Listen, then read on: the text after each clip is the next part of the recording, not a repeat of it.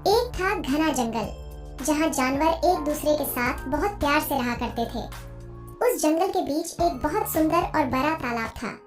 उस तालाब में एक मगरमच्छ रहता था। तालाब के चारों ओर बहुत सारे फलों के पेड़ लगे हुए थे। उनमें से एक पेड़ पर बंदर रहता था। बंदर और मगरमच्छ एक दूसरे के बहुत अच्छे दोस्त थे। बंदर पेड़ से मीठे और स्वादिष्ट फल खाता था और साथ ही अपने दोस्त मगरमच्छ को भी देता था। बंदर अपने दोस्त मगरमच्छ का खास ख्याल रखता और मगरमच्छ भी उसे अपनी पीठ पर बैठाकर पूरे तालाब में घुमाता था। दिन निकलते गए और दोनों की दोस्ती गहरी होती गई। बंदर जो फल मगरमच्छ को देता था, मगरमच्छ उनमें से कुछ फल अपनी पत्नी को भी खिलाता था। दोनों फलों को बड़े ही चाव से खाते थे।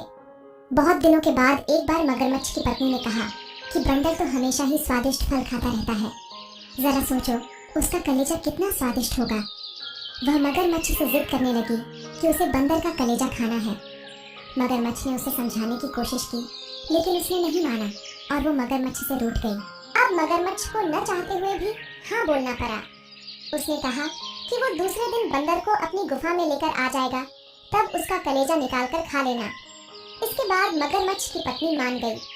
हर दिन की तरह स्वादिष्ट फलों के साथ बंदर मगरमच्छ का इंतजार करने लगा। कुछ ही देर में मगरमच्छ भी आ गया और दोनों ने मिलकर फल खाए। मगरमच्छ बोला कि दोस्त, आज तुम्हारी भाभी तुमसे मिलना चाहती है। चलो, तालाब की दूसरी ओर मेरा घर है, आज वहां चलते हैं। बंदर झट से मान गया और उछलकर मगरमच्छ की पीठ पर बैठ गया। मगरमच्छ उसे लेकर अपनी गुफा की ओर बढ़ने लगा। जैसे ही दोनों तालाब के बीच पहुंचे, मगरमच्छ ने कहा कि मित्र, आज तुम्हारी भाभी की इच्छा है कि वो तुम्हारा कलेजा खाए। ऐसा कहकर उसने पूरी बात बताई। बात सुनकर बंदर कुछ सोचने लगा और बोला, मित्र, तुमने मुझे यह पहले क्यों नहीं बताया? मगरमच्छ ने पूछा। क्यों मित्र, क्या हो गया? बंदर बोला कि मैं अपना कलेजा तो पैर पर ही छोड़ आया हूँ।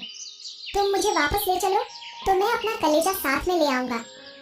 मगरमच्छ बंदर की बातों में आ गया और वापस किनारे पर आ गया।